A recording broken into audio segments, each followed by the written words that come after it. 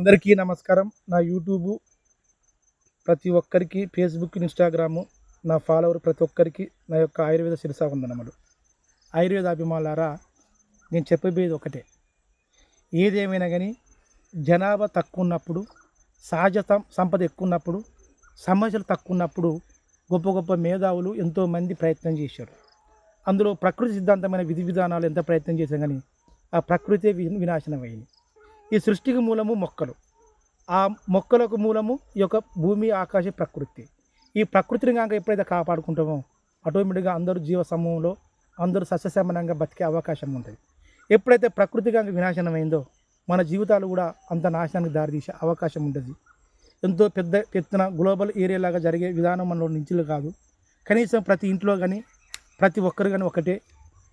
ఒక 5 చెట్లను అంటే దాదాపుగా మన ఇంటి ఆవరణలో ఏ చెట్టు అయినా ఏం లేదు.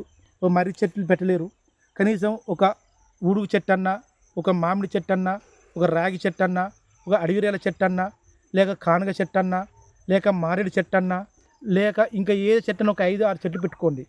అంతేకాకుండా ఒక తిప్ప తీగ, అంతేకాకుండా ఒక సిబ్బు తీగ, లేదంటే జుటుకు తీగ, ఈ 3 తీగలు, ఒక రేగు చెట్టు, ఒక నల్లతుమ్మ చెట్టు, ఒక మంగ చెట్టు, అంటే 3 తీగ జాతులు, 2 ముళ్ళ చెట్లు, ఒక 5 మామూలు చెట్లు, మొత్తం 10, 11 చెట్లు వరకు మన ఆవరణలో ఉంటే ప్రతిరోజు మన ఆహారంలో ఏదన్నా ఒక విధంగా అదొక పిరికొడు, ఇదొక పిరికొడు, అదొక పిరికొడలాగా చేసుకొని చిన్న చిన్నగా ముక్కల్లాగా చేసుకొని మనం తీసుకునే ఆహారంలో కనుక తింటే, లేక డైరెక్ట్‌గా కనుక ఏది చిరుధాన్యాలు కలుపుకొని తింటే అంత అమూల్యమైన శక్తి ఉంటుంటది. ఎందుకంటే మన డిఎన్ఏ ఒక కోతి రూపంలో వచ్చిన కోతి యొక్క డిఎన్ఏ మనది. ఎన్నో లక్షల వేల సంవత్సరాల నుంచి తన యొక్క పునరావృతం చెందడం వల్ల మన మానవ అవతారంగా ఉండి మన డిఎన్ఏ అనేది ఆర్ఎన్ఏ అనే రూపాంతరం చెందే అవకాశం ఉంటుంది.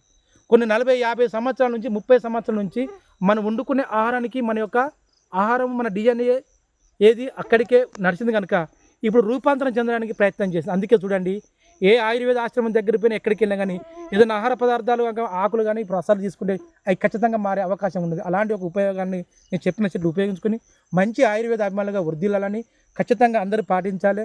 ఇప్పుడు దీనిలో కల్పితాలు లేవు, ఏమి లేదండి. ప్రతి ఆయుర్వేదం అందరికీ అన్వయిస్తూ ఉంటుంది. అందులో ఏం తేడా ఉండదు. అందరూ మంచి ఆయుర్వేద అభిమానులుగా వృద్ధిల్లాలని ఆశించుకుని మీరు సెలవు తీసుకుని జై హింద్.